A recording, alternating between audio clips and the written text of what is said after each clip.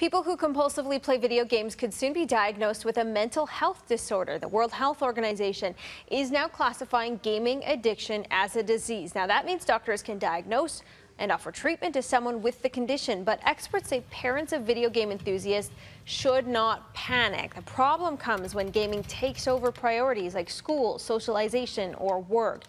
Danielle Smith joins us from 770 CHQR this morning to continue this conversation. And Danielle, you're speaking to a former video game addict. I know, and it's very rare. That's the other thing to keep into context, even though it's now been categorized as an official disorder by the World Health Organization.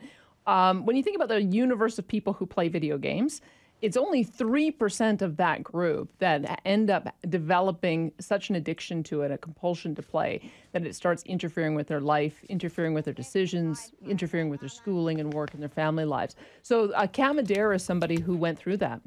I spoke to him about a year ago, and he was giving some advice about how it is that he got over his addiction. I'm really interested now to see what his thoughts are on what is likely to come out of this designation. I think that the hope for families who find themselves in this situation is that there'll be more avenues for treatment, so more treatment clinics will open up. But we don't generally do a very good job of funding any kind of treatment for addiction in our province and in our healthcare system. So I'm going to see if he has some thoughts on how we can bridge that gap, and also just the kind of behaviors that it sounds like it's really just behavior modification. If he can give some tips to other families who might be finding themselves going through this. Is there, with this classification, a risk, though, of like overdiagnosis or sort of a gray area? Oh, I'm sure. Absolutely. When you think about, I mean, if I had an addiction as a kid, it was probably an addiction to reading. I would spend hours and hours and hours in my room reading. There were lots, remember that when television went from 3 channels to multiple channels, people were worried about kids being addicted to television.